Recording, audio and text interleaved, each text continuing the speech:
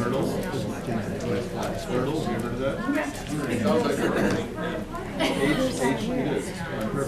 H-E-A-R-D-L-E. Well, we are not, we know It plays you like 3 seconds.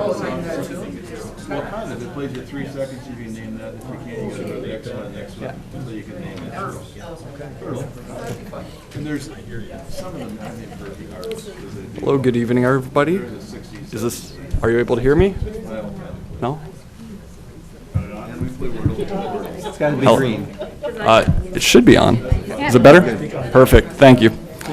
Good evening, everybody. Welcome to the District 46 Town Hall for the night. Today we have Representatives Joachim, Representatives Kraft, and Senator Latz with us, and we are happy to welcome all of you here tonight. Just a few brief rules for the night to help us move smoothly. We will be asking folks with questions to come up to the front to speak through the microphones. If you are unable to, please motion for one of us and we will attempt to bring a microphone out by you.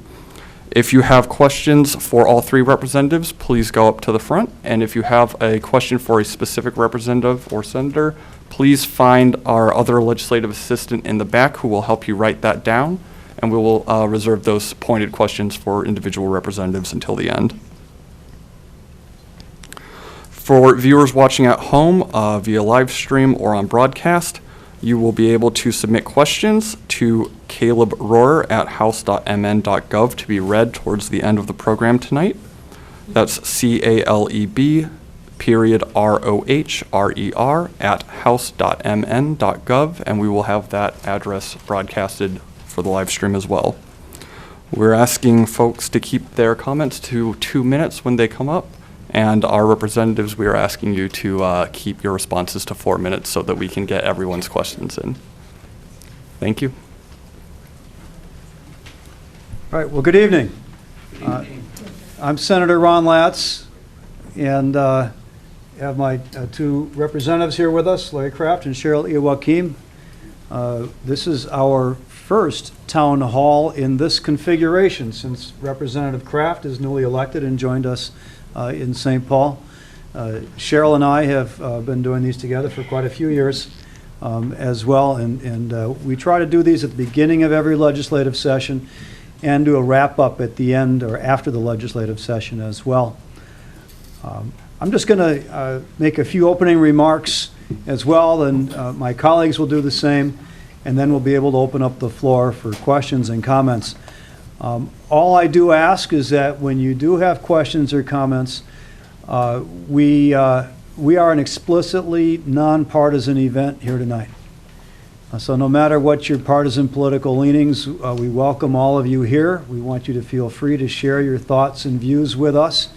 And if you in the audience happen to disagree with something that's expressed, please be respectful and respond accordingly, or don't respond at all.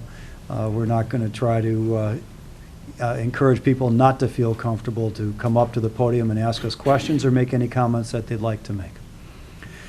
Before we go any further, I want to recognize a few former elected officials that have joined us here tonight. My predecessor in the State Senate, Steve Kelly, is here along with his wife, Sophie. Thank you for joining us.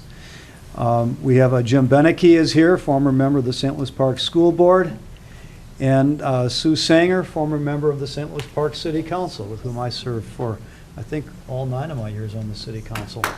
So thank you all for joining us and for your service. This is a legislative, well, let me tell you just 30 seconds on my background for those who are here or who are watching that are not familiar. I serve in the State Senate. I'm chair of the Senate Judiciary and Public Safety Committee. I've been in the Senate since January 2007, and I was in the House for 4 years before that. I'm a former Minnesota Assistant Attorney General, where I was in the Public Safety Division and in the Human Services Division as well. I'm married. I have 3 children. We live in St. Louis Park, although 2 of my kids are now pretty much flown the coop. We still have 1 at home. My wife is also an attorney, and I'm an attorney in private practice for my main profession.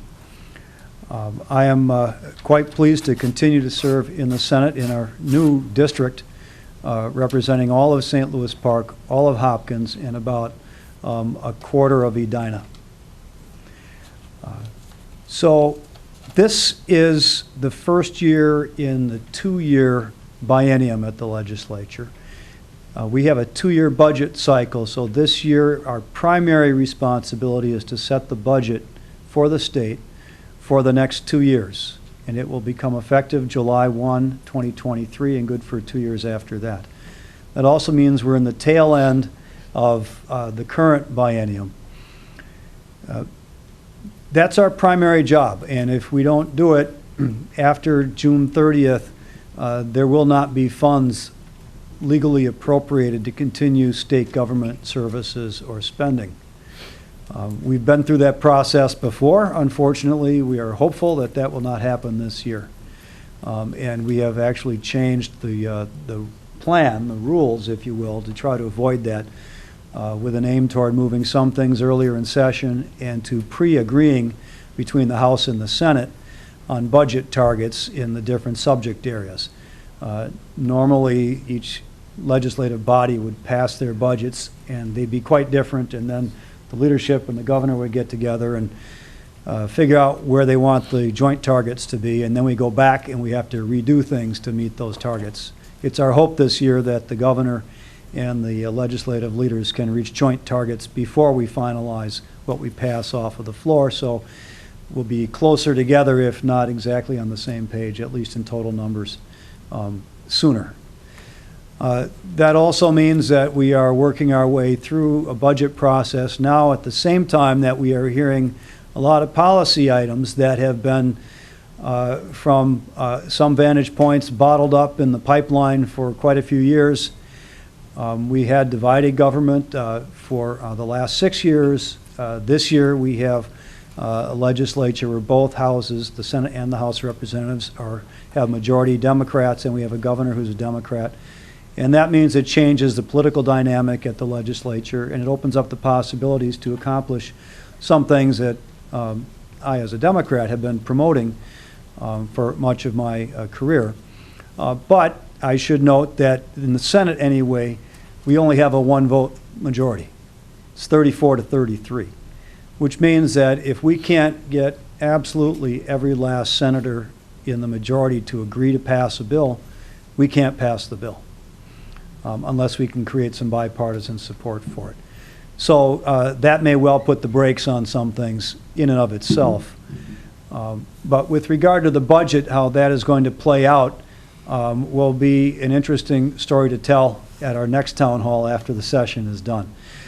We do have the November forecast of $17.6 billion surplus, or at least what I would call revenues projected over projected expenditures. That's not the forecast we will work off of for the budget. The February forecast is the one that we formally use, and that won't come out until, I think, the last day of February this year is when it's scheduled. But if we look at the November numbers of the $17.6 billion surplus, 11.6 of that is, and 11.6 of that is one-time money, which means we can't use that, or shouldn't, and still be fiscally responsible, use that for ongoing programmatic investments. In my judgment, it's good for use of technology upgrades, infrastructure investments that are one-time investments. That leaves $6 billion. If you remove the inflationary impact, what we're left with as a net surplus is about $1.1 billion. In other words, if we were to continue spending or delivering services at the same level, that requires an inflationary increase just to cover the increased costs of providing services. So that really doesn't leave us with much, $1.1 billion, when you're looking at somewhere around a $65 billion budget. So that's everyone who thinks that we are flush with money this year is going to be surprised when they don't get everything that they want or think they are entitled to. But we don't have a choice. We'll be constrained by those budgetary restrictions. In the meantime, the House and the Senate have been moving at lightning speed to pass policy bills. In my judgment, some of them frankly have been moving maybe a little bit too fast because some of them are pretty complex bills. But I will tell you some of the things we have already moved through the pipeline, either to the floor or off the floor. They include restoring the vote, driver's licenses for all, the PRO Act to memorialize in statute that right to reproductive access as health care is a fundamental right, and the Repeal Act, which also repeals either unconstitutional restrictions on abortion access or those which are questionable constitutionality, and all of which, in my judgment, unduly, as a policy matter, unduly restrict access to reproductive health care. There's a lot more to talk about, and I know we're going to have those conversations here tonight, so I'm not going to say anything more and turn it over to my colleagues. So, Representative Joachim. Okay, thank you. Thank you guys all for being here tonight. I am asking because we have some COVID going around in one of my committees, and it's my 5th day so that I can test tonight, but I just wanted to keep my colleagues and you all safe. So hopefully you can still hear me. Sometimes I don't project on a good day. So I'm really honored to represent Olive Hopkins, a little bit of St. Louis Park still after redistricting, and about a third of Edina. I'm in my 9th year. I am currently the Education Finance Chair. I sit on Education Policy. I sit on... Oh, there we go. See, this is what happens when you have an insider to help you out. So, no, so I'm an Education Finance Chair. I sit on Education Policy, on Taxes, and on the Ways and Means Committee. So we've been very busy in the House, and I won't repeat all that Senator Latz said about the forecast, but I think by the time we're all set and done after the February forecast, we're looking at possibly about $5 billion in ongoing structural money going forward. So we're all anxiously awaiting to see what that number is. And what people have to remember, too, is some of that ongoing money that's left over was because we left money on the table last year. And some of that money that was left on the table last year was because we had federal money coming in, so we did not spend the state money. And now the state money we are having to spend again to kick back in. And with that, we have also, in the House, we've passed a bill to finally true up our books and count inflation both on the spending side and the revenue side so that we don't have to keep telling you every time we talk about the budget surplus, if there is one, that we have to minus off the inflation. And all that does is to make sure that we're looking at accurate numbers. It does not mean that is automatically going to be baked into budgets, because that's what we do.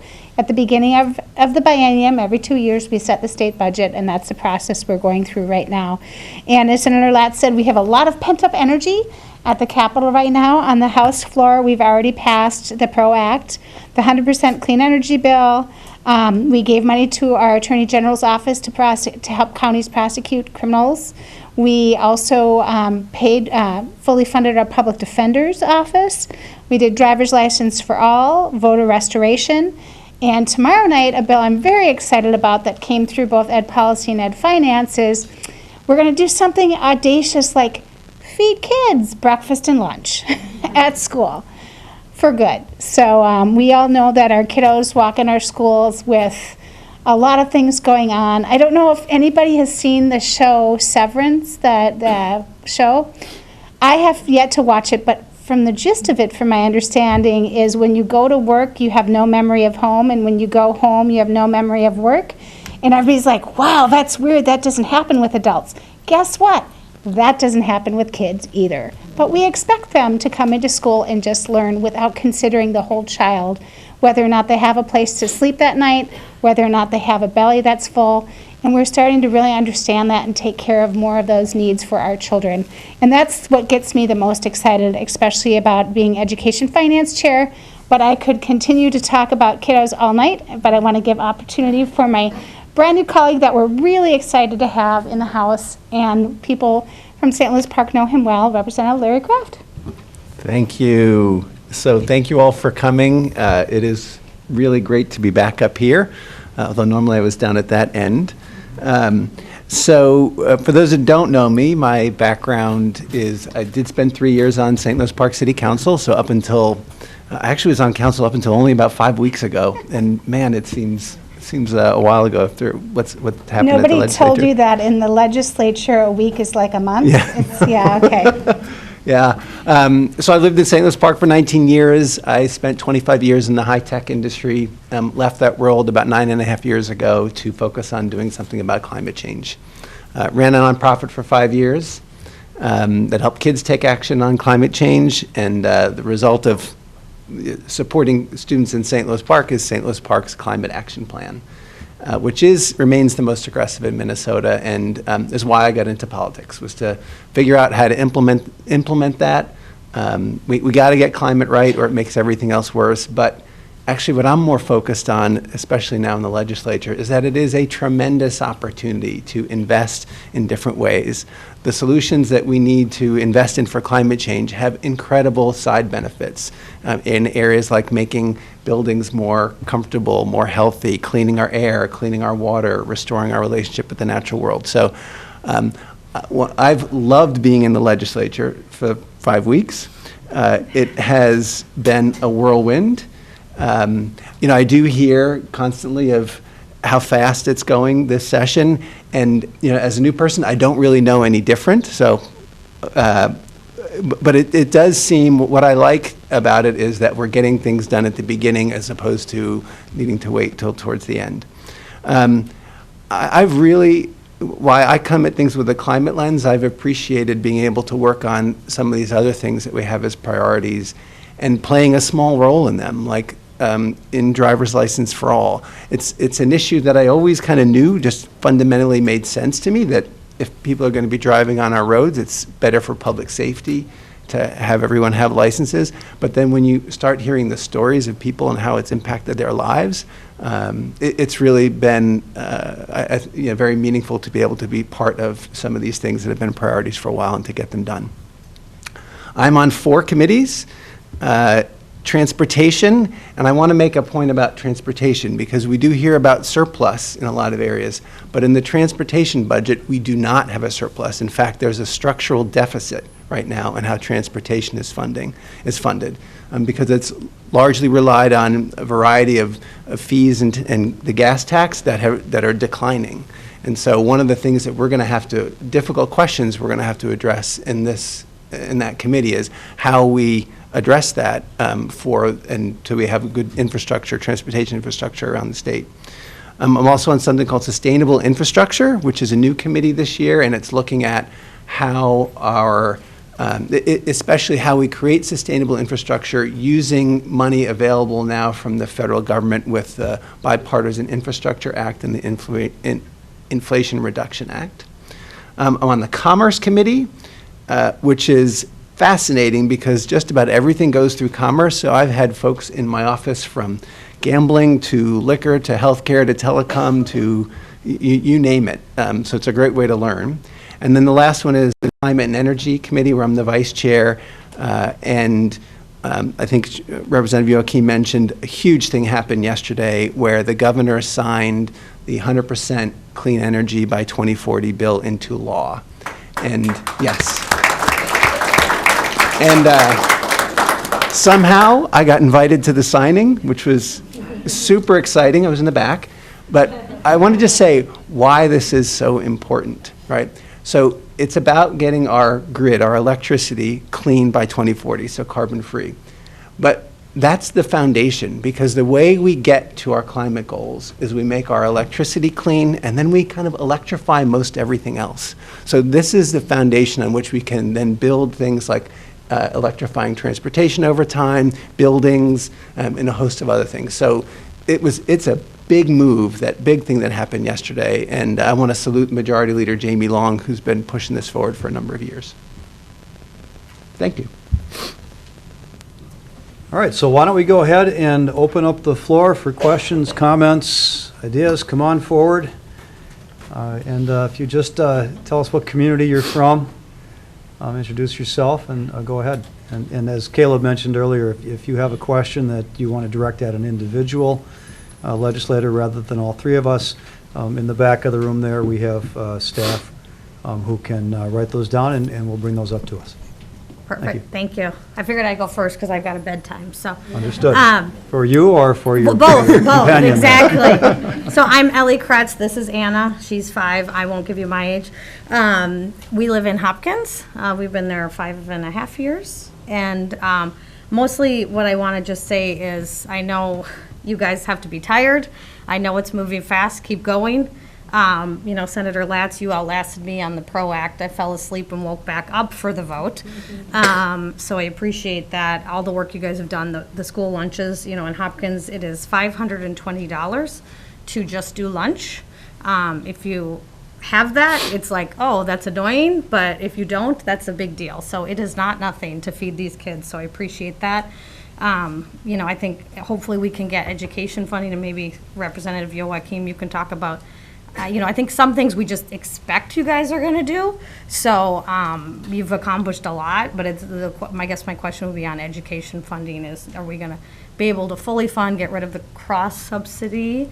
Yeah, so really it's just keep going. You gotta be tired, but keep going. You guys can rest in April, I think, right? That's end of May, exactly. But no, and then I think also, you know, if we can get work done on gun control, some common sense gun laws, driver's licenses for all, so it's a laundry list, so like I said, just keep going. But we appreciate it, so, for our kids, and she was a good door knocker for everybody this year, so. Thank you, though, appreciate the work. Thank you so much, and thank you. Supposed to be speakers? It should, you should be able to hear us, or the microphone here? Can you hear it? Yes. There we go. Is that Okay. better? Oh, maybe I just wasn't close enough. Yeah, maybe. I said really good stuff. Hopefully they heard it. Fund education, thank you on the PRO Act, keep going, fund school lunches, common sense gun laws, Driver's license. for all. driver's licenses for all, keep going, that's it, you guys got it, keep going. Thank you so much, Ellie. Yes, so we're, you know, you bring up a very good point about the school breakfast and lunch. We have the kids captive there, we really should be feeding them so they can learn better. But that is money right back into families' pockets immediately when that goes into effect. And I don't have the numbers in front of me, but it's close to about $3.50 for a parent to pay for lunch, and that's not even including breakfast, and you start adding that up when you have more than one kid. As for the rest of the education issues, we are focused on, we had the kind of our top 20 bills in the House. I got 5 of them to be education, 1 was school lunches, 1 is dealing with the 2 different cross subsidies we have, where there's mandates either from the federal government or the state government around English language learners or kiddos with special needs. The feds haven't kept up their share. They were supposed to pay 40% since 1973. They've never gone above 17%. And we're finally saying, kids don't have a rewind. We should just be picking up those federal dollars too until we can get that out of them, and also living up to our state responsibility. I'm not sure if we're going to be able to do that all in one fell swoop. It might have to be phased in. It's a pretty big, hefty price tag. It's about 10%. It's about 6 to 10% of each school district's budget. We have an English language learner cross subsidy we're going to try to tackle. We want to invest in full-service community schools for those wraparound services for our kids, support in mental health supports and staff supports for our students, and then a host of other items in education that we're going to be working on. But it's time that we really do make that investment in our human infrastructure, and the biggest part of our human infrastructure we have are the kids that are all going to be taking care of us. So I'll leave it at that and kick it over to folks to add anything else. Well, I'll just add on the gun violence piece. For many years, I've been the chief author, and again this year, the bill is to cover background checks, to close the loopholes on private sales, gun shows, and so on, and also the extreme risk protection orders, or red flag bill. So I have reintroduced those. In fact, we had so many members of the Senate wanted to co-author it that we had to introduce 3 different bills because we have a limit on the number of people who can sign on to each bill as a co-author. This is one of those bills where we have perhaps a little bit of diversity around the state and a little bit of diversity within our DFL caucus. So we have some work to do. I'm cautiously optimistic We are finalizing some of the details, and I'll be sitting down with all of the members of my caucus, and hopefully we'll be able to get to 34. That's the challenge on that one, because we have members from all across the state, and not every district is as supportive of these laws as I would prefer. But we're going to work it as hard as we can. I appreciate the keep going. I think that's the intention, very much so. Lot of energy, and I do recognize that the situation in the Senate is different. We don't have a big majority in the House, but we have a 3-vote majority, so it gives a little bit more ability for that. So, Senator Latz is absolutely right. Like, we really have to think through and work through these things. But I think there's a lot of energy that I've seen to keep pushing forward on these priorities because they're the right things for Minnesotans. And I do want to add, too, that some of these items have been worked on for, decades, and I mean decades. You look at driver's license for all. Until 2003, there was never a citizenship requirement for a driver's license. That was put in after 9/11 by the Plenty administration. And we've been trying to get that out ever since. So this discussion's been happening for 20 years. The voter restoration, that discussion's been happening for decades. So it may feel quick, but we've done all the planning, we've done all the talking, we've done all the admiring, we've done all the studying. It's time for action. For most bills. Some bills have had a lot of hearings in the House that never even got hearings in the Senate. So we're educating a lot of senators and working through some of the details on our side. That may take a little more time than for the House that's seen all of it already. Come on forward.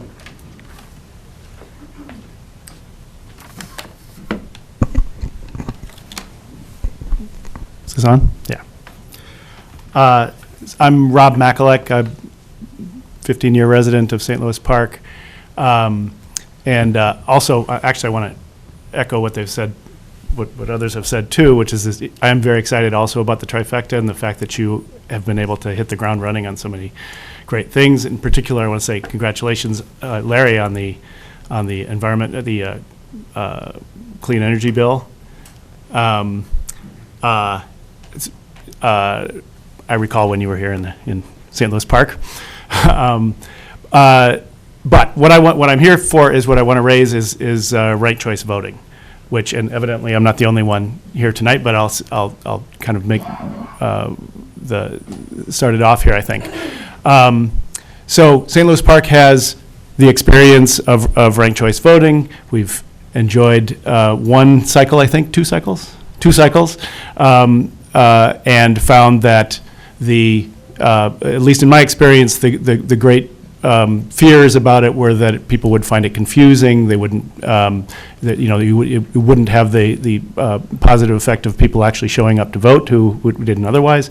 And it seems that in actuality, it has worked out fairly well for St. Louis Park so far. And one of the great things about being a leader from St. Louis Park is that you've now got experience. You guys have the possibility of helping this. Bring this idea to statewide, to Minnesota. So we've got only a handful of communities in Minnesota that have ranked choice voting in place so far. It has been successful so far. What I want to do is just encourage you in St. Paul to continue that. I'm hoping maybe Larry, you can speak a little bit from the experience of the city council, but I would like to hear, will you push that forward in this session? Do you want me to start? Yeah. Oh, let me just add one other thing. I'm acutely aware of the fact that we have only one in the majority, a majority of one in the Senate. So I'm hoping that you will all be able to speak to it. Sure. Well, I can start. Yeah, on ranked choice voting, so I actually ran in St. Louis Park's first ranked choice vote election. And in fact, in my election, there were 3 of us. And I really loved that it was ranked choice voting because I could sense just the natural incentives built in to talk to people that weren't supporting me, right? Because it was important that if I saw a lawn sign of an opponent there, normally in a non-ranked choice vote election, you probably just walk right by. But in ranked choice voting, I needed to go up there because it could be really important that they would pick me as second. And so it has this natural incentives built into it to talk to people that might not support you and to listen, and also an incentive to not go negative on your opponent. Now, in St. Louis Park, we don't really, I haven't seen that much negative campaigning, and so I don't think it's an issue here, but the incentives are really there that are right. I am a huge supporter of ranked choice voting. I think it should be statewide. I think it should be how we do every election. We had attended an event where we heard from the new representative, Mary Peltola, in Alaska. And she won the election there as a Democrat, but it was really interesting. She said, look, if we didn't have ranked choice voting, I never would have made it out of the primary, and I wouldn't have won that election. So it created, because she's a centrist, so it created kind of a centrist approach there. So I'm very supportive of ranked choice voting. Gotta make sure this is on. Thank you so much. And I want to thank you guys for the education and the space and the information you give folks to make up their mind. We've had a lot of talks. I am for ranked choice voting at the local level, and I am just about there at the state level, thanks to my good friend, former State Senator Steve Kelly, who's been walking me through it. So I need to give a shout out to him. So I'm excited to see that progress and have those conversations in the House, because we haven't had a lot of those conversations in the House yet. It's been kind of stalled. So that, and I also want to kind of, what Larry didn't mention, he's carrying one of our Democracy for All package bills as well, which is the pre-registration for 16 and 17-year-olds. The Democracy package actually got a hearing, the full package today in the House from Representative Greenman, and it has a lot of amazing things in there. So I'd really encourage you to look at that as well. So just want to thank you guys for always being there and chatting with us every single time, because that's what democracy really is about. I too support ranked choice voting at the local level. I'm undecided still on the state level for either state legislators or statewide offices. I'm learning, I'm listening to people like Larry, and observing experiences at the local units of government.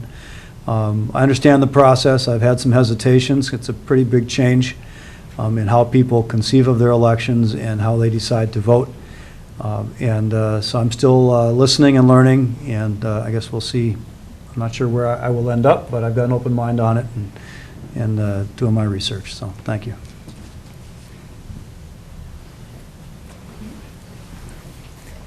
This kiddo was with me when he was an infant, before I worked for the city of St. Louis Park. So he's done this before. I don't work for the city anymore. My name is Emily Barker, and I'm a resident here of St. Louis Park. I'm also the executive director of a nonprofit called Reuse Minnesota. And I've already spoken with each of you about Right to Repair. I'll just bring it up, though, so the audience, if you're interested, Right to Repair is legislation that's been introduced in Minnesota for 8 years already, and we hope that this is the finish line year. We've had some resistance on the Senate side, but now we have, I misspoke earlier, at Senator Kupik that is willing to introduce that as a chief author. It's already been introduced on the House side as Representative Fisher as the chief and 18 co-authors. So we're very excited about that. For the audience, Right to Repair is basically your right to repair the technology that you own, because if you can't fix it, you don't own it. And if you have questions about that, I'm happy to be a resource, but really hoping to get that. It helps folks needing to fix their cell phones, farmers needing to fix their farm equipment, and ensuring that everyone has access to do that.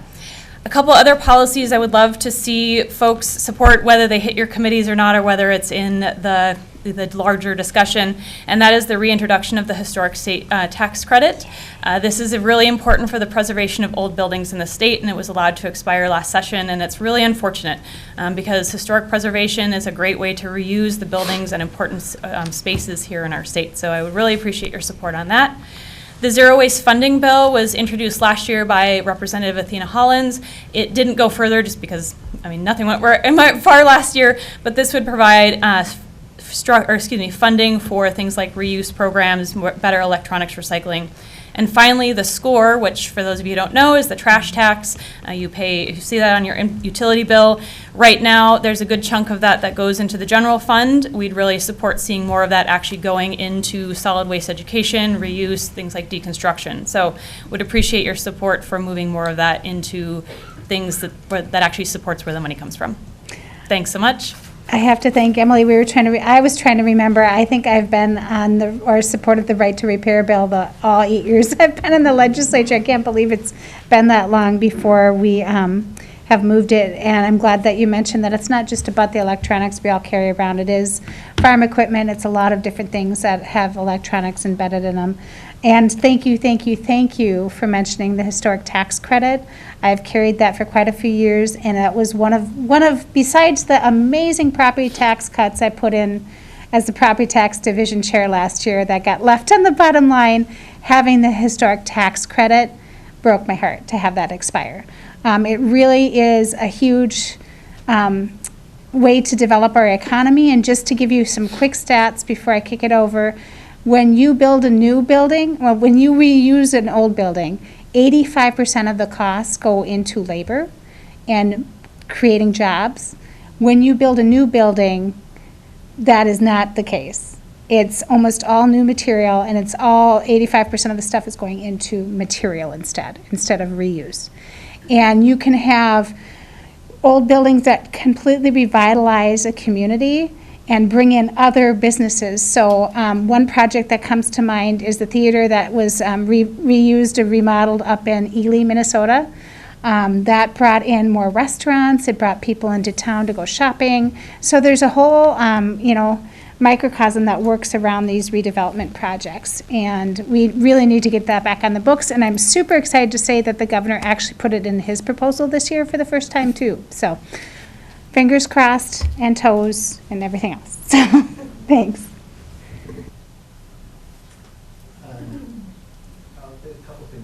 A couple things I'll add. So first, thank you for raising these. I was not aware of some of these issues, so I'll touch base with. SCORE funding was stuck in the tax bill last year too. Zero waste, I want to point out, there is something that I am going to be creating, and it came from a constituent, and it's in this waste area. So I learned from Jim Nicholson, actually, one of our neighbors, who taught me about boat shrink wrap plastic. And I don't know if you know about this, but in the winter, many boat owners want to protect their boats from the environment and from the weather. And there's an option that many use where they shrink wrap the boat in plastic. And there used to be more of a recycling program in place for it. But he let me know that, I don't know, several years ago it stopped. And so what happens with this stuff? Well, we did some research, and there's 591,000 boats in Minnesota. And based on some other states that looked at this and some surveys, I would estimate that somewhere between 100 and 250,000 of those boats get shrink wrapped in the winter. Each one is, I think it's 34 or 36 pounds of plastic on average. Most of that is not getting recycled. And so I'm looking at creating a bill to create a producer responsibility approach where the manufacturer will have some fee associated with it and then be responsible in working with one of our agencies to set up a recycling program. Along the way, I'd like to also encourage people to use something other than plastic. There's some other materials you can use that are more long-lasting. But along the zero waste side, absolutely, we have to think about recycling, reusing, and then the right to repair is fantastic because then you don't have to buy something new. So that's, I love that. I echo what they have said. I don't have anything new to add to it. Come on forward.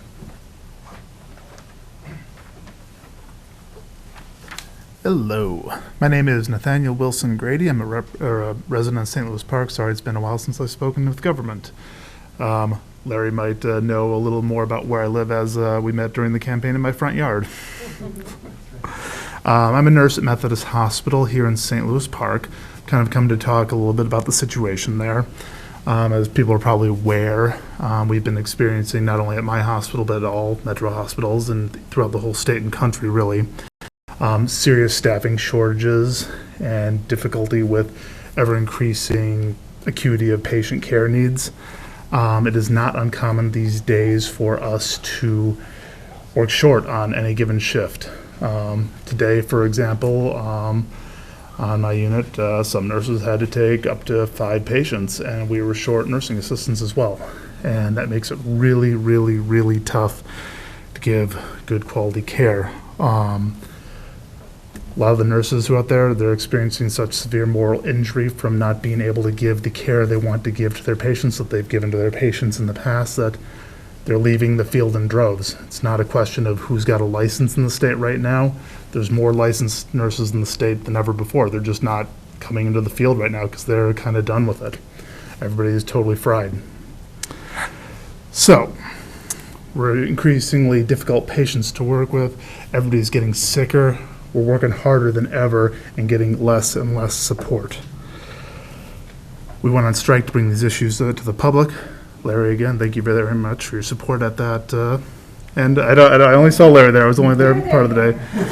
I want to talk a little bit about the Keeping Nurses at the Bedside Act. It passed the legislature last year. The governor stated that he would sign it. The holdup is currently in the Senate. This isn't like mandated ratios or anything like that for staffing. It's about creating local solutions on a unit level. That's a partnership between nurses and management. And I would like just to ask you guys if you would be willing to support that act, and what are you going to be willing to do to support that moving forward? Thank you for your time. Well, I'll jump in since you mentioned the Senate specifically. I've walked the picket lines with nurses in past strikes. Thank you very much for that. I'm proud to do that and a longtime labor supporter, so proud to have participated in that way. I'm not specifically familiar with the Keeping Nurses at Bedside Act. At this point, only 5 weeks into the session, I'm not sure I'd say there's a holdup for any bill at this point in any particular body. The committee that I chair, we only have so many hours a week to hear bills, and we've got probably 3 or 4 times as many bills asking for hearings as we'll have time to hear. We also have one of our caucus leaders, Senator Murphy, is a nurse herself, and so I'm sure there'll be caucus support for initiatives. Now, for the specifics here, I don't know the specifics, but I'm glad to hear that it's encouraging partnerships between the nurses and management. I think that's the best way to find solutions that will be tailor-made to fit each locale best, and I'll certainly follow up and take a look into it. Thank you for the information. I was going to ask you what the number was, because I don't think I have it. I want to make sure I look at it, but no, I would be supportive of that too. I'm glad you guys are adjusting and working with the local units about, instead of doing ratios. I think it's a great approach. Yeah, I don't have the number. It has not been introduced yet, but it will be soon. Okay, great, thank you. Yeah, I'm supportive as well. You sent this to me a while ago, not on those committees, so we'd see it after it goes through them, but I imagine someone will be carrying it. If not, if you don't see it in a few weeks, you feel free to send us a note with the link to the one from last year. Sure. And yeah, this is the first event I think we went to together after you got elected. Or, yeah, we're doing campaigning. Yeah. Was the walking the picket line at Methodist. So thank you. I've personally had a lot of great care there. We appreciate that support. Thank you. Real quick, please remember to speak directly into the microphone. We have asked them to turn the volume up, and it is at as high as it can go. So please speak directly into the microphone as clearly as possible and enunciate. And remember that the microphone really has to be right up at your face. Thank you. Wave your arms if I'm not loud enough, okay? Yeah, and Thank you. just before you jump in, I just recalled the number I was told today. We have 200 bills have been referred to the Senate Judiciary Committee. And we haven't seen the re-referrals from other committees that have a small portion of the bill, like a remedy or a cause of action or a criminal penalty or something like that. So we are going to end up with a lot more bills coming to our committee than we'll ever have time to hear. So please don't take it personally if the bill that you really want doesn't quite make it through this year. I am trying to think of this as prioritizing the stuff that we can get done this year, but we got a 2-year window for the House term when we have this trifecta. So some of the bills that we can't get through this year, we might have to take a look at next year as well. Anyway, thank you. Go ahead, sir. First of all, thank you for taking time to both educate us and listen to us this evening. My name is Reverend Harlan Limpert. I'm a retired clergy person who has lived in Edina for 30 years and am now a proud resident of Hopkins. I have served both congregations and the denominational headquarters as the chief operating officer, and I've been a chaplain in hospitals. I co-founded a group called Interfaith Clergy for End-of-Life Options. Our mission is to support a full range of end-of-life options, including medical aid in dying.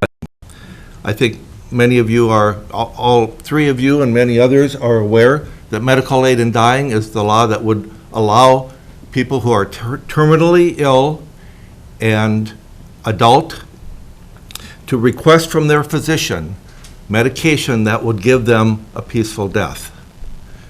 Like so many, I had a loved one who died of cancer.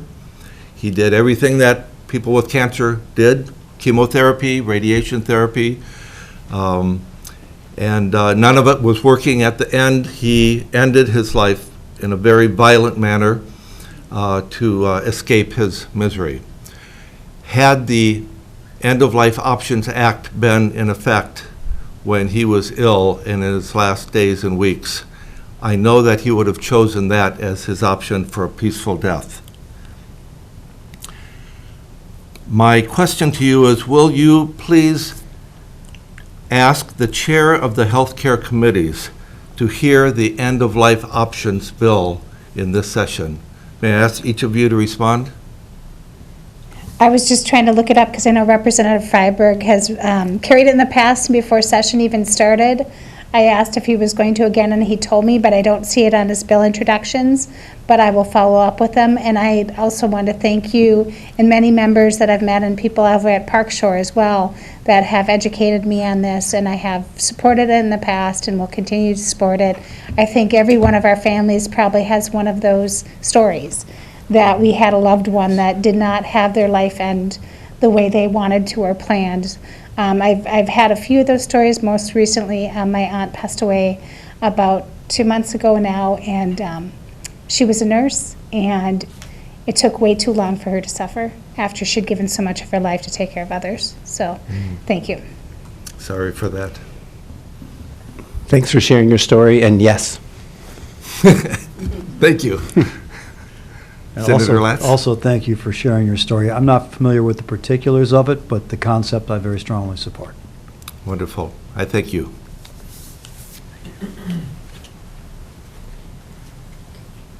I'm way shorter than he was, so let's see. Is this good? Okay, hi. My name is Deb Ellsworth. I have lived in St. Louis Park for 37 years. Best city in the whole state. But anyways, I first want to thank you for all the amazing things you've done so fast and so great that you've told us about the PRO Act and everything else that's important and how much more you're working on. It's really stunning. And I didn't know that you couldn't even hear most of the things that people propose. So if people say, what are they doing? They need to know that. But anyways, and I came here with my friends, including the gentleman you just heard, in my age group, to speak in favor of the End-of-Life Options Act. And so you already know from him and others why it's important to do this. So I'm just going to add a couple of my personal reasons. Again, like so many people, my 93-year-old dad was dying of cancer, and unfortunately it was May of 2020, so he was, you know how they did the huge lockdown in the senior places, so we couldn't even be with him. And his wife told us about how he was in terrible, excruciating pain at the end, just screaming, and it was just heart-rending, and we couldn't be with him. So, you know, I don't know if he would have chosen that option or not, who can know, but I really wish he would have had that choice, that possibility. And now I'm hitting the older age group. I turned 70 this year, and so it gets more personal for me and my friends. I was just at my book club this afternoon with my other retired friends, and I told them I was going to come here and do this. And they were all like, oh, great, this is important to all of us. They all had their stories, too. So thank you for considering this.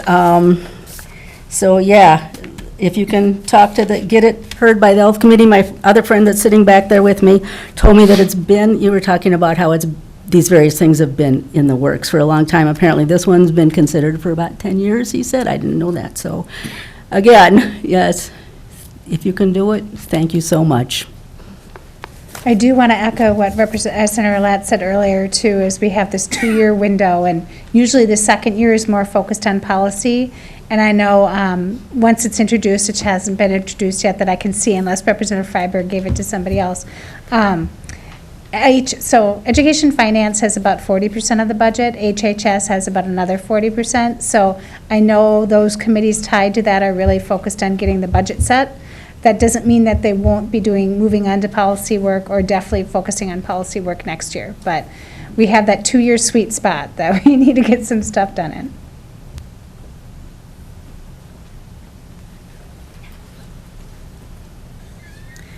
Good evening. I'm Diane Steen-Hinderly, and I know that the three of you are basically in support of what do you think my topic is? Ranked choice voting, RCV. And so I know there's a positive vibe from the three of you, but maybe something that I say will strengthen your resolve or your judgment. And you'll see splashes of orange in the room. And why, you know that I'm with Fair Vote, Minnesota, so why aren't I wearing orange? I'm wearing red, white, and blue because those are also the colors of Norway, and I'm 100% of Norwegian background. And there are special circumstances right now with Minnesota and Norway that the Norwegian Home Guard and the Minnesota National Guard have been exchanging venues to learn skills for cold weather together. And this is the world's longest running military exchange program in the world, it is. And so that's very special, something for us to be proud of in Minnesota. And right now they're in Trondheim, which means Heim for home and Tron for throne, the home of thrones, because kings and queens have been crowned there for 1,000 years. Now it's a constitutional democracy, so they don't just rule. But anyway, my grandma is from Trondheim, so I'm just perked up to a max degree this week and couple weeks. And to this topic tonight, I just want to say that the United Nations does surveys every year, and the nation that comes in as the happiest and most prosperous year after year after year is what nation? Norway. It's not because there's a lot of blue-eyed blondes, it's because they have democracy there. And not just a basic democracy, but an advanced democracy. And you often hear that the nations of Western Europe have advanced democracies. And they have ranking throughout their systems, from the littlest thing up to the, the heads of state. So I just hope that we will progress to do this for our citizenry. And we would be the first nation, the first state in our nation to have this be done in statute and not just from a ballot initiative. So we would be really helping RCV progress. And just a little bit of history here. I know that Ron Diane, began. I don't want to interrupt you too much, but you're way past the limit. We have okay. a long line behind you, so if you could wrap it up, But you began I'd on the appreciate council it. in 94. That's true. And that's when I began my work on ranked choice voting. I've known you for a long time. And Thank you for joining us tonight. Elaine, come on forward. Hi, I'm Elaine Savick. I've lived in St. Louis Park for over 43 years. Came here as a youngish bride a long time ago. And my question is more in the public safety realm. There's been a lot of talk over the last few years about catalytic converter theft. And catalytic converters are, at this point, just pieces, unidentifiable pieces of equipment.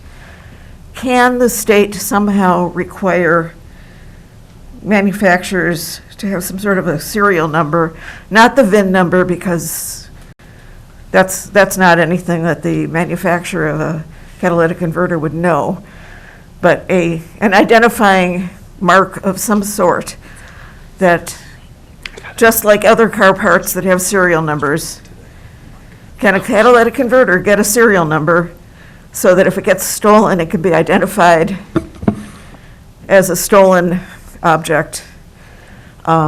Because this is just getting crazy. Yeah, Elaine, we just heard Senate File 5, Senator Marty's bill in Judiciary today, and I heard it as a member of the Commerce Committee yesterday. So it is moving along, and I fully expect it'll become law this year. They don't go the route of serial numbers, however. The way they do it is it makes it illegal to possess an unmarked catalytic converter that's detached from the vehicle, and with a few exceptions. That creates essentially a presumption that if you've got one of them that's been cut off and sitting in the back seat of your car or in a trunk, that it was stolen.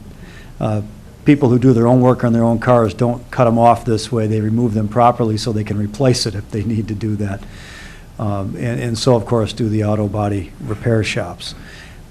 So we're going to be creating crimes.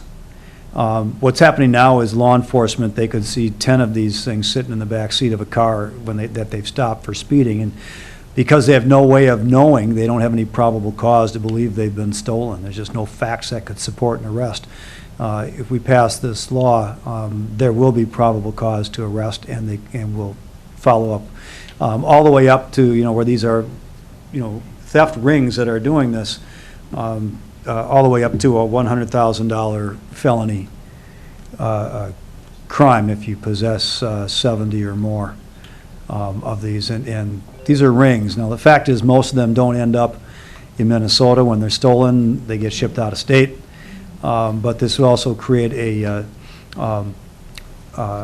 presumptions that scrap dealers are going to be able to recognize as well. There's going to be a database for that. And the exceptions are going to be, if you put your VIN number on it, no one really has the VIN number for all the other vehicles. They've got their own VIN number. So if for some reason they have removed it, they put their own VIN number on it, it's not going to be a crime, or at least that's going to be a clear defense for them. So I think what is being put in place is going to be a very good and comprehensive bill, and it should have the desired effect of reducing these things. And it's so easy to get these catalytic converters too. We heard one story from a locked, secured parking garage. Some other car got in a matter of 3 minutes. They cut off 2 converters and were gone. And we know this because of the security cameras in the garage. But of course, it happened so quickly it was too late to do anything. We're working on it. But thank you.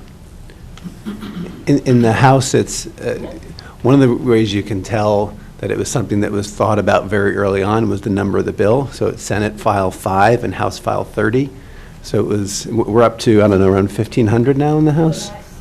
Don't say that out loud. Gene Pulowski Representative Pulowski will find us in the parking I'm a lot. co-author I heard on it was the... 4,000 something. Not yet. Not yet. I'm a co-author on the catalytic converter bill. And in the House, it's in Ways and Means, which... Yeah, I sit on Ways and Means. I think we're hearing it quite soon, so. And that tends to be the last stop before it goes to the floor. And we passed it to Finance today. And just because it goes through Ways and Means and goes to the floor doesn't necessarily mean that it'll go on its own, but especially if there's a cost associated with it. But we are also doing bills on their own this year, so maybe it will, which would be awesome. And I know I want to give a shout out to our Edina Police Chief has been focused on this and had started a regional task force on it too. Had been working on a regional task force. It's a real issue.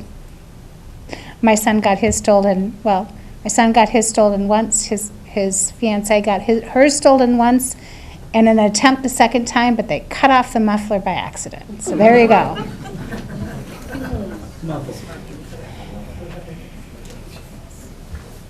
Thank you for being here tonight to address our questions. My name is Jane Ahrens. I've been a resident of St. Louis Park for almost 40 years. I don't look that old, do I? Thank you. But I am also an election judge here in St. Louis Park, and I've been doing that for about 15 years.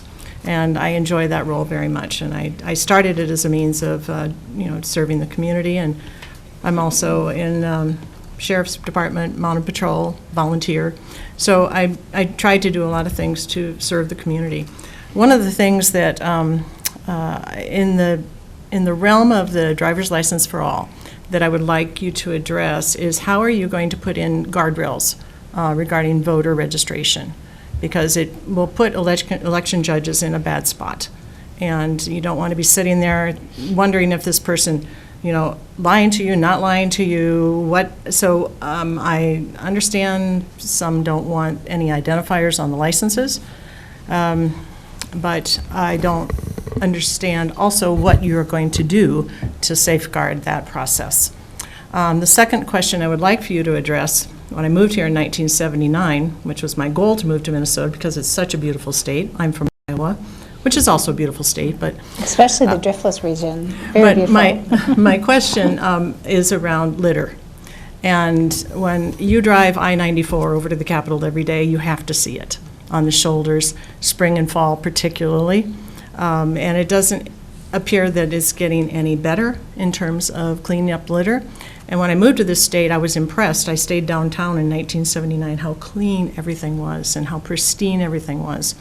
Now I have to go to Iowa to see that along the interstates in Des Moines, that clean, pristine look, because I surely do not see it here in the urban area. I've made this appeal a couple of times, to the governor's office and to some of the news stations about if this is the gem, the Twin Cities is the gem of the urban area, then what are we doing to address that? And covered loads is one of the issues. I see these big sheets of plastic, and you know what they're coming off of. They're coming off of trucks, and you can see the stuff flapping. They're hauling salt, they're hauling shingles, whatever. And a lot of that winds up on the roadside. So if we can have some sort of effort within the Twin Cities, there's a lot of outstate effort for litter, but not appearing to be much in town in city for litter cleanup.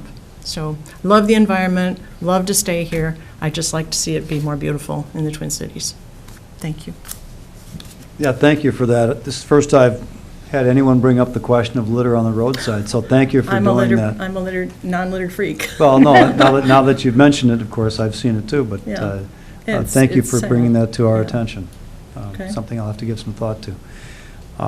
With regard to the driver's licenses for all, the bill that's moved through the Senate anyway has, and I think it's identical in the House, or pretty darn close, has a provision for data to be shared with the driver's license data to be shared with the Secretary of State's office Okay. that administers the voter registration rules, specifically for the purpose of making sure that those individuals are not on the voter registration Okay. rolls. So I think that's the safeguard. The question came up in the committees where I've heard it, and I'm satisfied that there are enough safeguards in place. It's not to say someone might not try, Sure. but it's a felony Yes. to try to vote when you don't have a right to vote, certainly to present a fraudulent identification or some indication that you are doing that, if you do it knowingly. From my communication with advocates and some of my direct communication with people who are not lawful residents of this country or of this state, they work harder to avoid committing crimes than anyone else does. They want to be under the Because radar. they want to be below the radar. They don't want to have contact with law enforcement. They don't want to end up in a jail, in part because if they do, the federal immigration authorities are watching the jail rosters. And the data backs this up, that the rate of crime committed by undocumented communities is lower than the rate of crime committed by U.S. citizens and lawful residents. So I hope that answers your question. I'm satisfied that It wasn't gonna- in place before. I understood that there wasn't that communication. And now that you're telling me that there will be that communication between the state, the Secretary of State's office and the driver's license, that's terrific. Yeah, well, I Appreciate think that. before 2003, when it was changed, it wasn't a statutory framework, if I remember correctly, which is why Governor Palente's administration, I think they changed it by rule. Okay. You couldn't change it by rule if there's a statute that provided otherwise. So this one now is being very deliberately created Excellent. with those safeguards in mind. Perfect. Thank you. That's the one good thing about people working on a bill for 20 years. You tend to end up dotting all the i's and crossing all the t's. And the Secretary of State, Steve Simon, St. Louis Park alum and Hopkins residents, has talked about how that is, that share that information. We have folks that aren't citizens right now that can get driver's licenses between if they're here on a green card, if they're here on a work visa, and that has always been separate. Our driver's license is to drive, it's not to vote.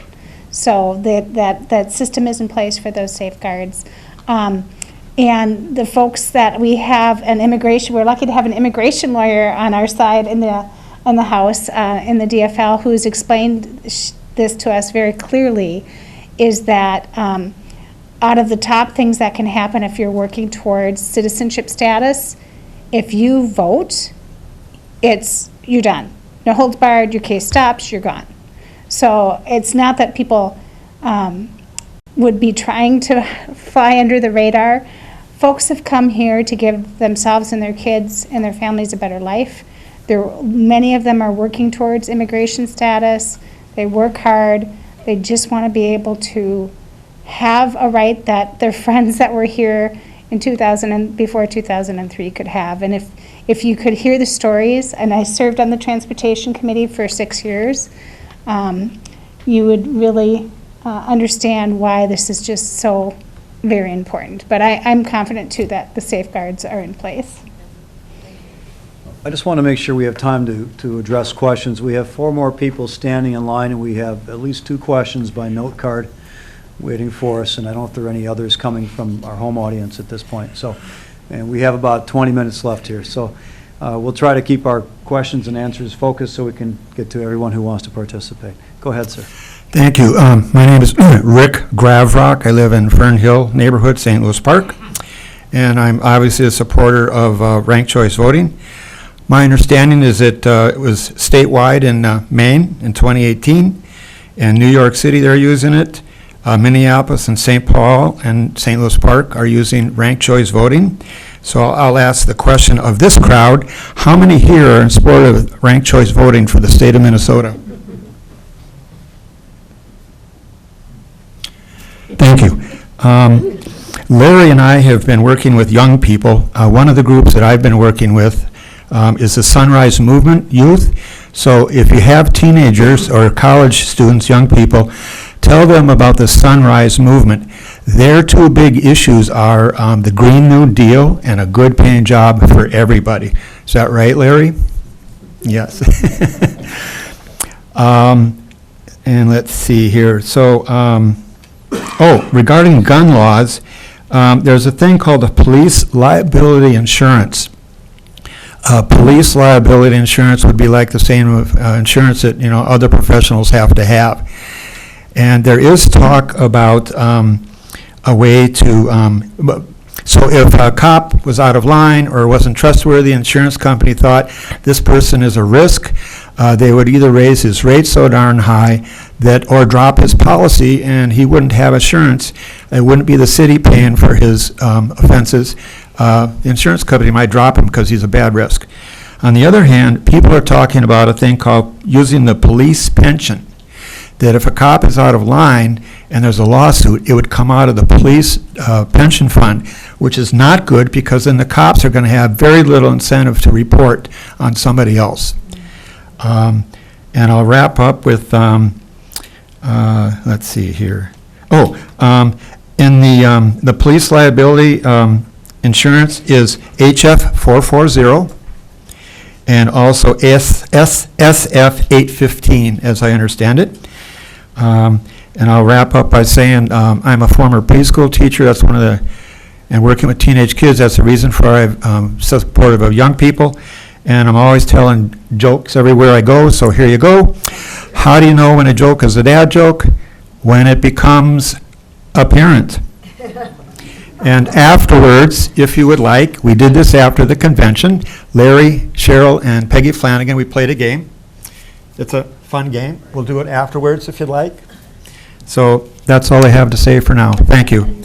It was fun, wasn't it, Larry? Okay.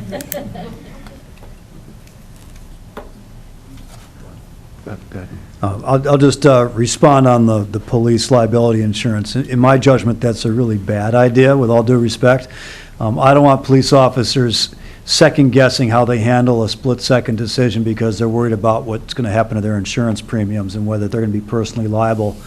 And there are a lot of other things that we can do to I think, hold police accountable, and to train them better, to give them all sorts of situational training, and to do better hiring, and to have better oversight, and to make public when there are disciplinary actions, to give the post board more authority and knowledge to be able to follow up with licensing action.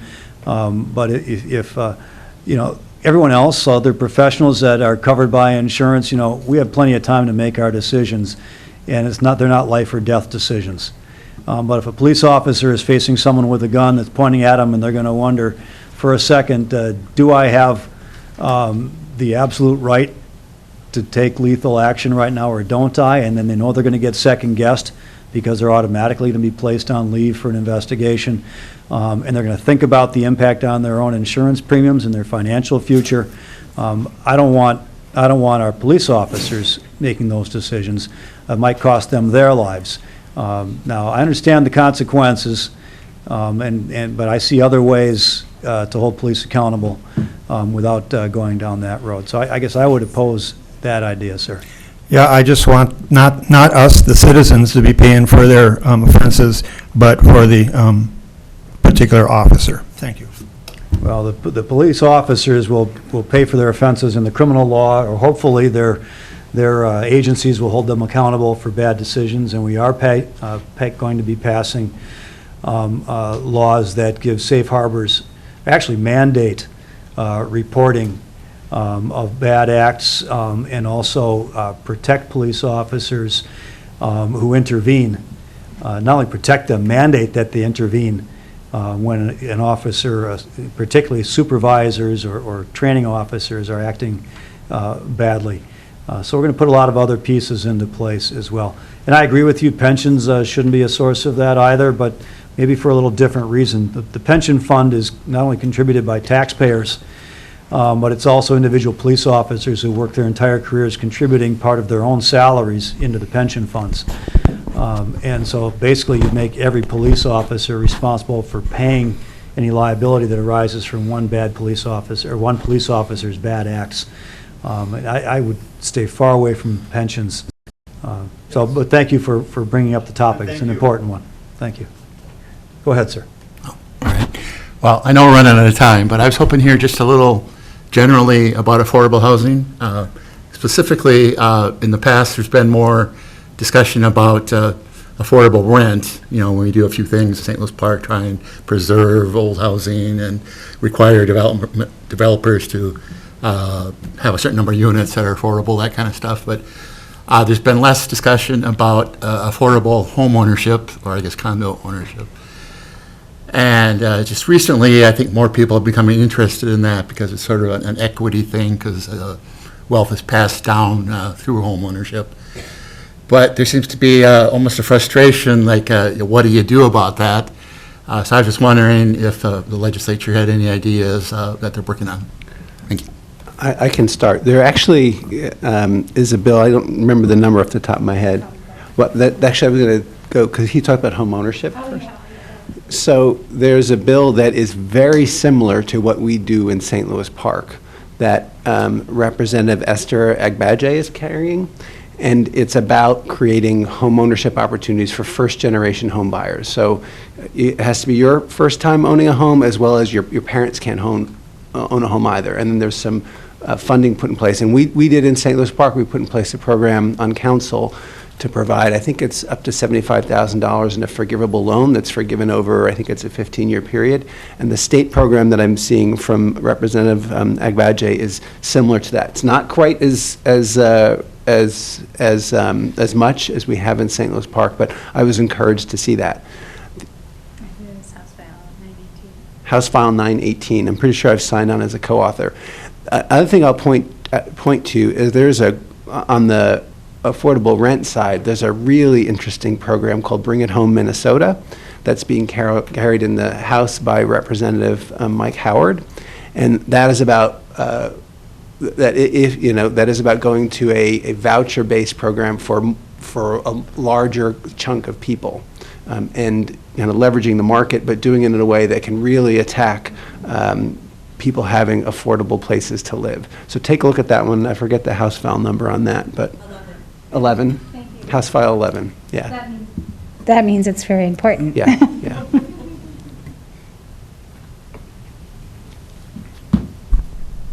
Hi, I am obviously, you couldn't tell by my shirt, I'm here to raise awareness about ranked choice voting. It is something that I think is very important. Your name? Oh, sorry, Tess Makalek. I'm a freshman at St. Louis Park High School. And yeah, voting is something that is very important to me. It's something that I won't be doing for another 4 years. But I think when it is my time to vote, I would like to participate in a democracy that is the best possible democracy it can be. And I really think ranked choice voting can strengthen that. Which leads into my next point, which even though I won't be voting for 4 years, I understand that Representative Kraft has a bill to allow pre-registration at 16, which is something that I would like to see passed as someone who would like to be ready to vote when my time comes in November 2026. So quick math. And the third thing is I would really like to see some campaign finance reform. I would like to, I think that we should know how campaigns spend their money and where they get their money from. And I think it's very alarming that we often see foreign money and money from PACs that is not disclosed properly, and that we don't truly know the people who we're supporting. Thank you.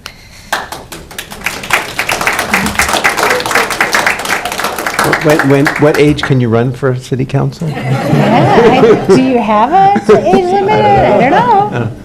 Very nice presentation. 18, yeah. Well, so 16 and 17-year-olds, we should be able to pre-register. I'm carrying that bill. It's also rolled up under a larger democracy bill, and I'm hopeful to see that whole thing through, but if not, you'll be sure I'll be pushing the individual bill to make sure that happens. And the democracy bill also has some of that campaign finance reform that you talked about too.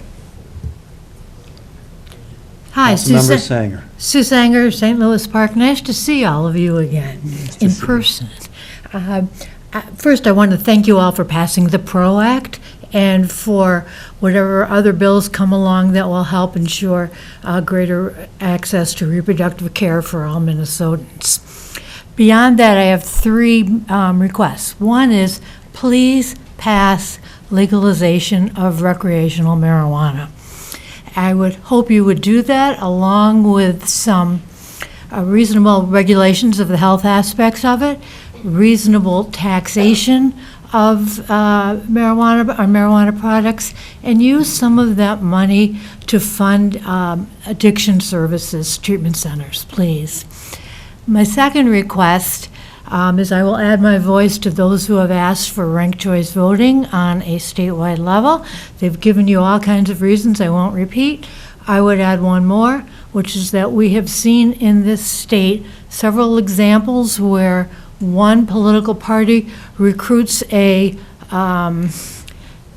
let's call it a fake candidate, a so-called independent, to try to run against the other party and dilute that party's votes.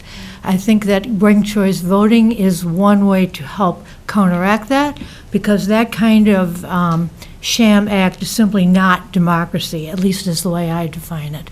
So I hope you will strongly consider that statewide. And my third request is, why in the world is the legislature considering giving a tax break to high earners on their Social Security income? It seems to me that high wage earners don't need a tax break, and we would be much better off if we would please use that money to support quality public education for everybody. Thank you.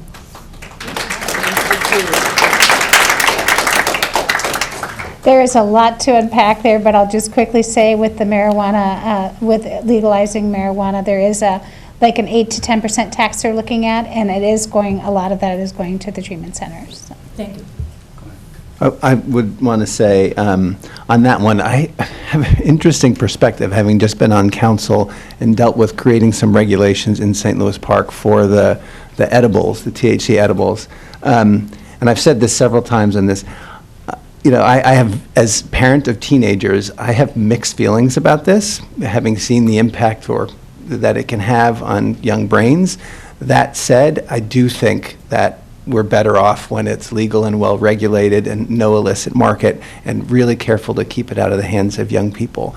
And I think that the authors of this bill are taking a careful, measured, really thoughtful approach. I've been so impressed with the level of detail and stuff they've gone into to be able to give me confidence to support it.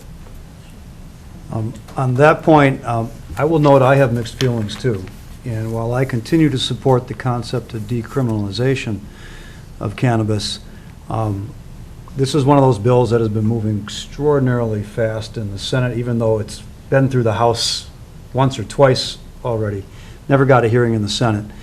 And as it's being vetted more thoroughly, more information is coming out about the health impacts, particularly of secondhand smoke, and its impact on youth. Unlike cigarettes, this secondhand smoke contains a psychoactive chemical, THC, and it seems the smoke is more pervasive than cigarette smoke is as well. There's some communities, some apartment buildings you can walk into. You can't walk in the front door. The whole building in the common areas reeks. And there was just an article in the Star Tribune about medical association suggesting that the age of use be set at 25 rather than 21 because of the development on the impact on brain development for people under the age of 25. So I've got an open mind on it. As I say, I recognize a lot of the advantages of it. I certainly recognize the racial disparities and the impacts of enforcement and the long-term impact of criminal records that have resulted from that. But I'm concerned about the impact of secondhand smoke and the medical health impacts. The public health community is starting to talk about some of this now, and I'm going to take a lot of information in kind of before I make a final decision on whether to support the packages as now presented to the legislature. Yeah, we had the ability in the House to have former Representative Winkler spend almost 2 years going across the whole entire state to collect all that data. And then we had it go through 18 committees, I think, the first time, and this year it's on its 12th committee, maybe. So we've had a lot of vetting around it. And my concern is that right now there's 14 states where it's legal. And I don't think in the next 2 years with divided government at the federal level is going to change that. But I want to make sure that we do our work here in Minnesota so that if it does happen at the federal level, we're ready. So I think that's what we're doing right now is we're doing that work. Hi, I'm Grace Butler, and I'm actually from the condo where those two catalytic converters were stolen, right below my condo. So it's real. It happened to, an older gentleman in our building who probably doesn't use his car that often, and it happened in 3 minutes on videotape. So we do need the bill, and it's a problem. But I'm really here to talk to you just momentarily about House File 820 and Senate File 755, which is a bill to establish practices for application of street salt and provide limited liability waivers for applicators and businesses. I think if you don't help me push this through in the next 2 years, we will only need to stock our lakes with saltwater fish. I can't even begin to tell you my frustration because the newspaper article got so many bad comments about that. And so we're going to have to do a huge education program with everyone, even my neighbors, because we still think more salt is better and it'll get us through what we're experiencing right now this week, I felt. More salt does not help. It helps in very limited situations. We need to use more grit. We need to scrape, and we need to educate on salt. And it's all of us. We all need to play our part to get to No Salt Minnesota. And No Salt Minnesota will involve designing for no salt. So we're starting to work on training our architects to design what side the building's on, where's the door, where is our snow pile, all of these things that we've never actually designed for, and I'm excited to tell you that there is work being done on that. But we also need to just help every resident understand more salt does not make a better end game. So thank you for your help. I know you support it, but please help me get through this the next 2 years. Thank you so much for reminding me. I forgot Representative Tabke's carrying it, and Yes. I just electronically signed my name onto it. It's Tabke and Morrison, so Yeah. if you I'm could. a co-author. Yeah, and I just put my name on as a co-author because I'd forgotten to do that, so thank you for bringing it up. It's something that they've been working on for quite a few years. Yeah. Do we have some questions remote? And while we're doing that, do you all mind if I take a selfie of us? Can I do that? All right, come on, come on. I want some waving back there, right? Yeah. Everybody in support of ranked choice. Thank you. All right. Okay, there are two questions. Both of them are from audience members who have elected to remain anonymous, and they are both directed to Senator Latz. The first one is, many of us from Isaiah were concerned with the amendments to paid family and medical leave that appeared to weaken employee protections. Please explain your vote on paid medical leave. Yeah, this came before the Judiciary Committee, a long and complex bill, and there were some questions that came up with regard to the rights to appeal and review of decisions that were made in the process.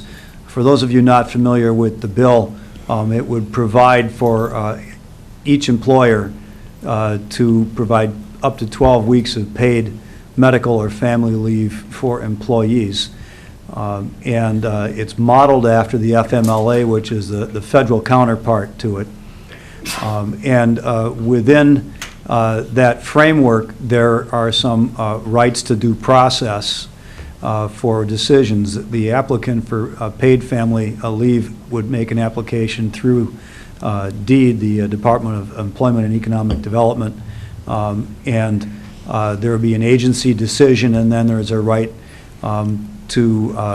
for the party that doesn't like the decision to appeal that to a benefits judge, and then from there for review by the commissioner and appeal to the Court of Appeals. And the amendments that were considered and that I supported in the bill provided for either party that didn't like the results of an earlier decision to appeal that decision to the next level. The bill itself only allowed the applicant to make an appeal if they were determined to be ineligible, but did not give the employer the opportunity to challenge a determination of eligibility. So it just seemed to me, as a matter of due process and fairness, that each party, if they felt that the decision was wrongly made, should be able to use the appeals process to have that decision reviewed. The final question of the evening is, thank you for co-authoring SF26. Do you have any information you can share about when SF26 will come to the floor vote? That is the Restore the Vote Act. And do you think SF26 will pass without further amendment?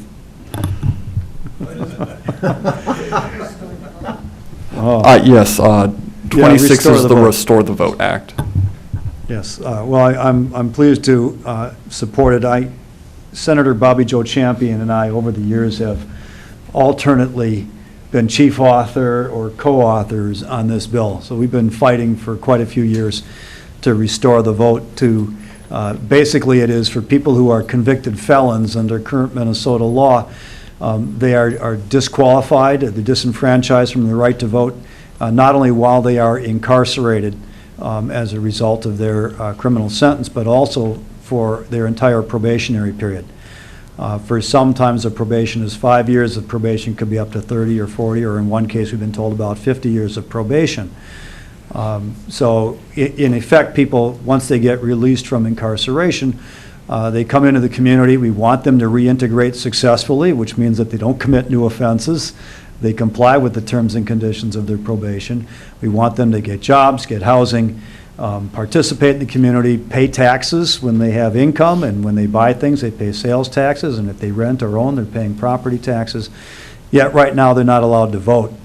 So in my view, it's basically taxation without representation. It's also counterproductive. There's a lot of data and evidence that shows that people feel more engaged in the community when they are enfranchised or allowed to vote and participate in choosing their elected representatives in democracy.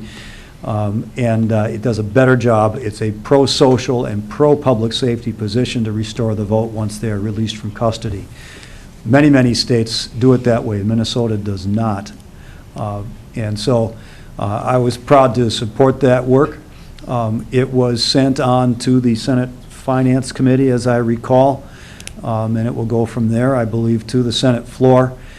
Right now, we're concentrating on bills in committee, and if we go on the floor with long, complicated bills or bills that are going to generate a lot of discussion or amendments, we can take up many hours on the floor and can run through committee times and make it harder for us to get our committee work done. And we have deadlines in the middle of March and the end of April for our committees to get their work done.